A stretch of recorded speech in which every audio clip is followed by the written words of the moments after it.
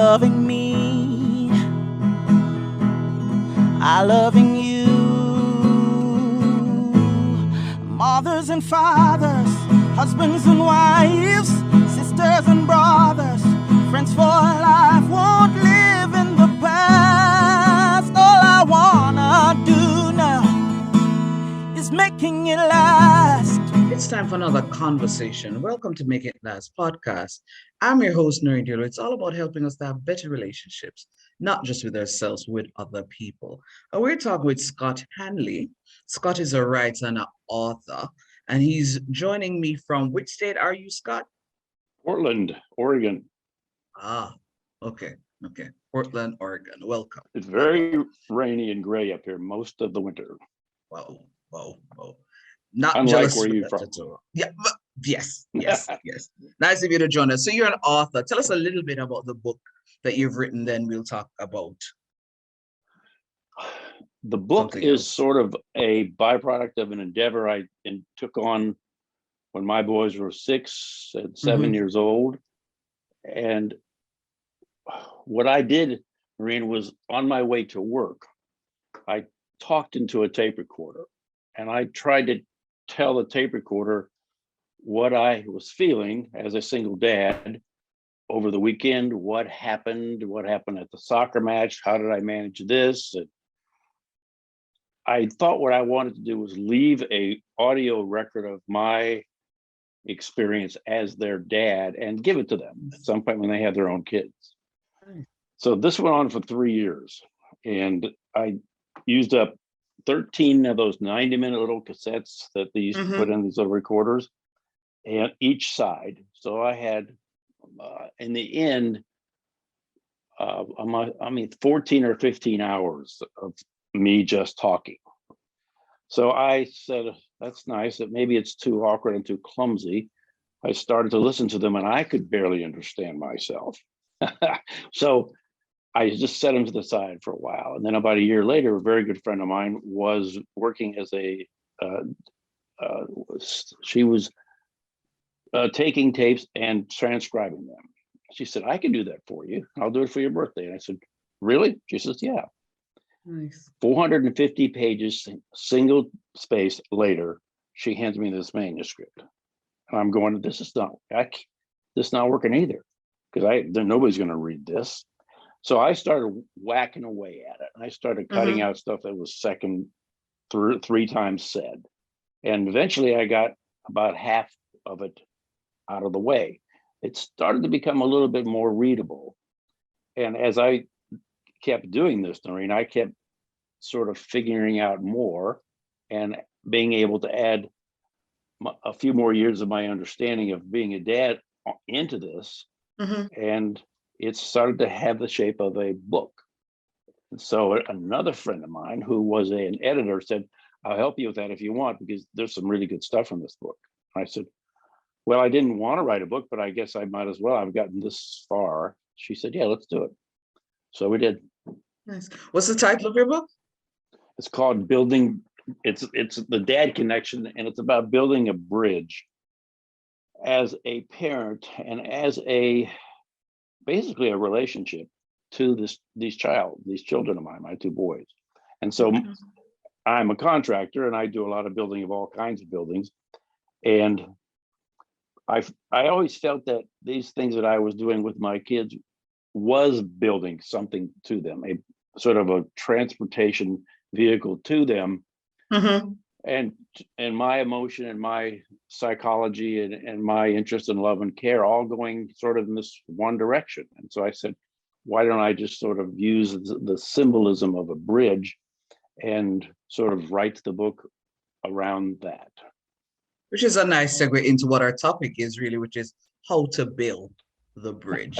So I now understand why it is that you use that analogy, the whole idea of a bridge, because you're a contractor. But how then do we build this bridge in our relationships? So what I learned as a single father was that it was my job to communicate from way early on. And even now, when they're older, it's still, I feel, partly my job to at least initiate the communication.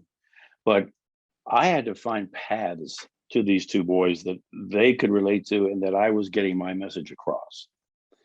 And so I also wanted to choose vehicles or attributes of interpersonal relationships that I felt were really good.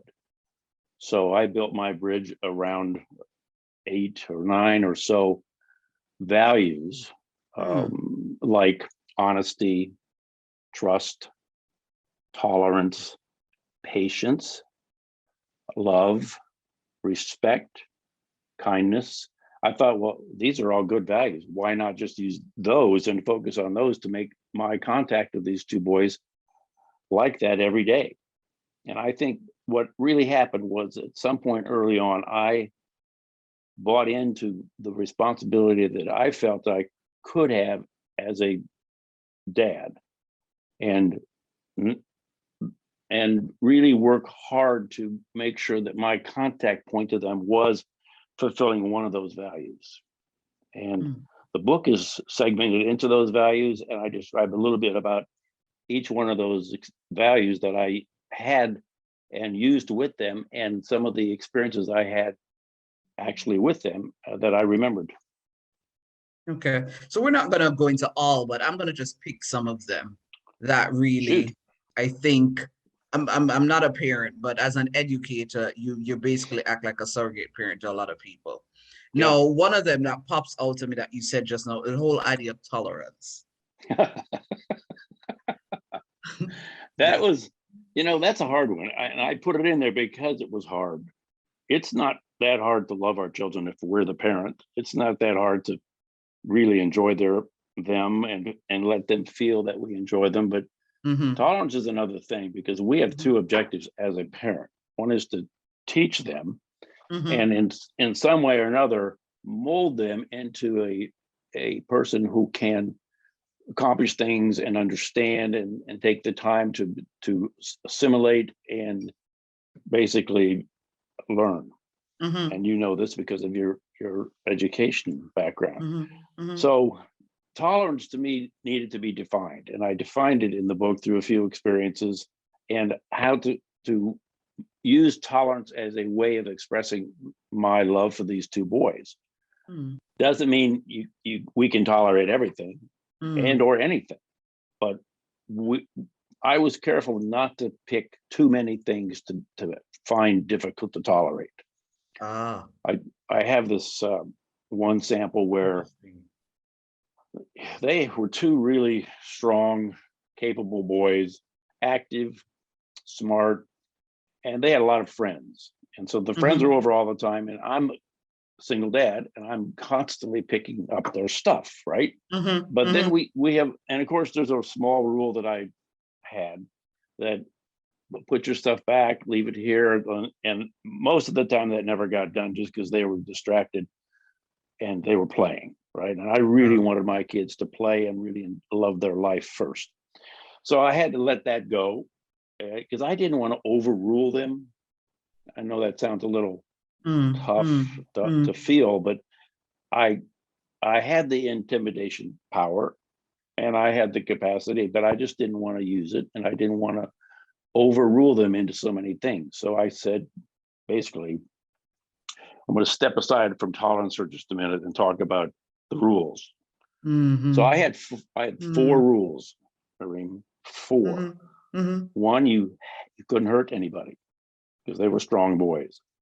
Number 2, you could not hurt yourself, like do something stupid, like jump off a roof or something, right? Right. And 3, you had to get grades in school that were commensurate with your intellectual ability. And that's not that hard to ascertain. And the 4th thing is you can't damage any property. I said, boys, if you do that, and you really make that happen, you can pretty much do what you want because I trust you. Nice. Trust is another one of the values I put in the book. So that, and I did that primarily for me, Noreen, because I had to work a lot and I was the only one taking care of these boys. I couldn't get stuck and log jammed in a whole bunch of small rules that I was just going to end up being a policeman for. So they didn't lose any regard for being a person, and they understood the value of putting their shoes up and having them the next day dry instead of wet on the porch. But it wasn't something I wanted to spend a whole lot of time enforcing. I really wanted them to focus on those other four. And so I said, you know, if you're really doing that, then I really shouldn't have that much to complain about. You should sort of feel like you could do what you want to do. So they did. And it was easier for me because then my whole tolerance things weren't really that challenging because I wasn't trying to tolerate them always leaving the refrigerator door open. All these little things that eventually add up and we become tense just because we set too many small, sort of not necessarily arbitrary, but maybe unnecessary roadblocks in their way. Are you building a bridge in your relationships? We're going to continue the conversation after this short break when we get a word from our partners.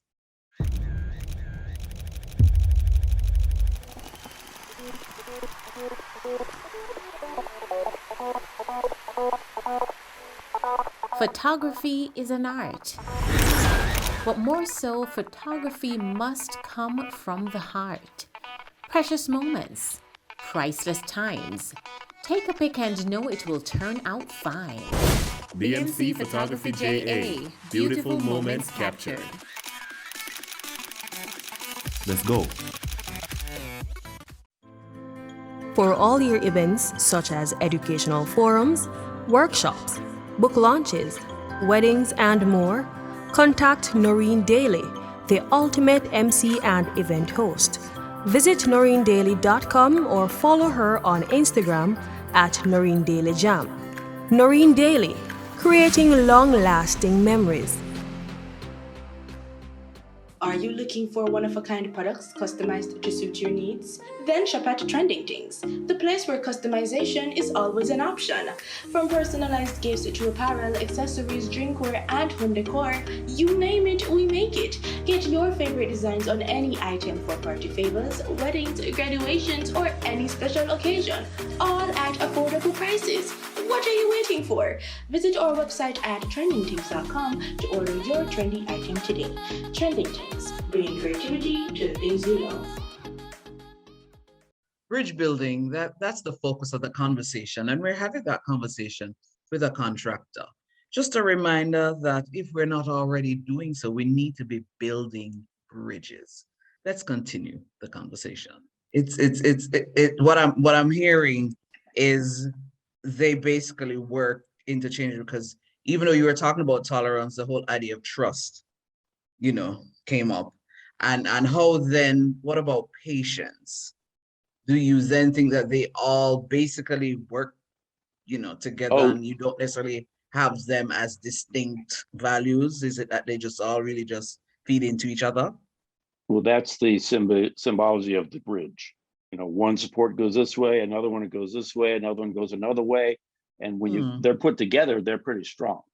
You can put a lot of weight on a really well-built bridge.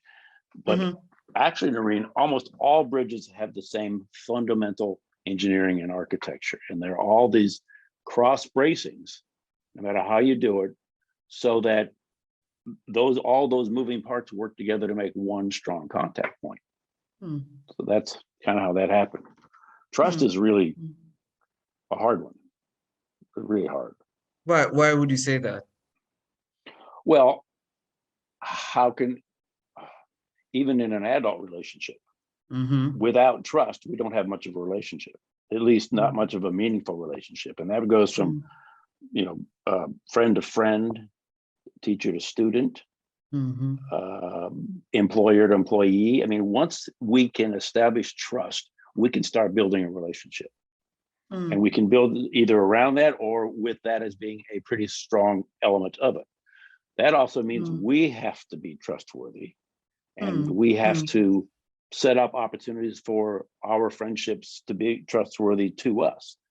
With our kids, it's a little difficult for them to understand that at those ages, but I felt I needed to model a really strong, trustworthy exchange with them, most of it them trusting me. And hopefully my thoughts were that they would learn that and want to be that way themselves with not just their children, but their relationships. Do you think then, you said that this was specifically in your capacity then as a parent and as you know, for your boys, so to speak? I'm sure they're probably men now. Do you They then are. think that if it is that somebody's listening and they say, you know, what he's saying, I think I'm not a parent, but I think I can apply it to other areas, whether at the workplace or whether in a social setting. Do you think having those core values, as you've described them, not all of them, do you think it can then be applied right across the board to other relationships? I think it would be beautiful if that were the case. Hmm. And Hmm. you know, the trust that has to occur between a teacher and a student is also as unique. It's different than the parent and the child because it's just uniquely different, and it is a really important tool that you guys have, and the teachers who understand that really are the ones who make a difference. Don't you agree? I do. If you had to basically just condense all of what you just said, let's say in a 2-step or a 3-step process in terms of just how to build this bridge, because at the end of all of this is really about helping people to have healthy relationships and more positive relationships. How would you then condense all of what you just said in a 2 or a 3-step process? So nobody's asked me that question before, Mary, and it's a really good one. I put a lot into the detail of my relationship with not just my kids, with my friends. I would say I focus a lot on being that which I say I am. And if I say I'm going to do this at a certain time, I will. Or if I say I will talk, or I will do this, I will make sure that your birthday is celebrated. Whatever I say I want to do, and I think about it, can I do it? And if I know I can, then I can say it. And if I say it, then I'm going to do it. And I felt all along in any relationship, my meaningful personal adult relationships, that's really valuable to me. That takes trust one step a level further, but it wouldn't have come without really wanting to have trust anyhow. Trust does bond a lot of relationships. And you're asking me to do it in 2 or 3 steps. The first step is to want to do it, to want to have a good relationship. I think every teacher, when those kids come in the springtime or the fall to start the school, I think every teacher probably wants to have that bond developing. But then the second thing it takes is work. We have to want to do it. We have to want to do the work to do it. And then we have to be creative and intelligent and thoughtful about how we do it. Those are if I were to break it down into 3 main steps, I'd say that. And then we have to back it up and back it up and back it up and back it up.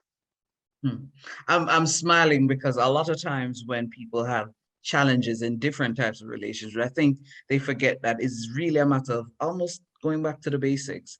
You know, say what you're going to do and do it, and be deliberate and intentional, you know, and of course wanting to do it. So I think sometimes they're looking for something out there that if they just stop to just think and really, as I would say, just go back to basics, we'd really have better relationships.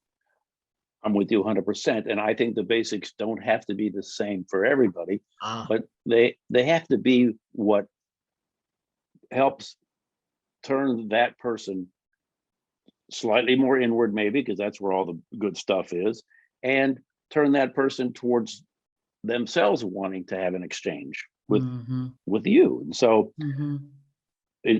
often the challenge there is who wants to take that responsibility, which one of the 2 people want to do it, right? Well, in some cases, it's already sort of preset. It's preset with the parents and the child when the child is young. It's preset with the teacher and the student because the teacher knows, and it's preset with the coach and the athlete. But there's a lot of areas where we're just building relationships with our friends in the neighborhood, or Yes. even people who are coming into our family from the outside, like in-laws, right? Those relationships, to me, require real focused attention and a careful build out. I have this other secondary phrase in my book about relationships don't just happen, they're built. It sounds simple, but it's not exactly simple. And when I say relationships are built, which is kind of way I also use the bridge, we have our kids, right? We have them. We may not be able to choose them, but we do have them. Now what's next? If we just let having them be the relationship, not much is going to happen next. But if we start carefully building a relationship with them when they're starting to talk or when they're starting to emote, and just keep going with it, at the end we have a pretty phenomenal relationship. We should treat our best friends and our most meaningful relationships the same way, as if they were our children, not in a higher or lower level relationship, but the wish and the desire to make contact in a meaningful way. So that's on one of the two parties to do it. Excellent note to end this conversation on. Thanks for sharing, Scott. You're welcome. Yeah. This was Make It Last podcast. It's all about helping us to have better relationships, not just with ourselves, but with other people. I'm Noreen Daly. Until next time.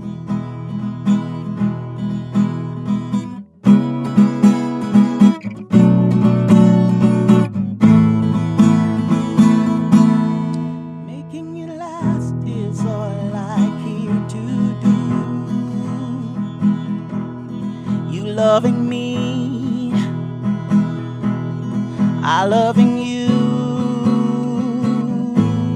Mothers and fathers, husbands and wives, sisters and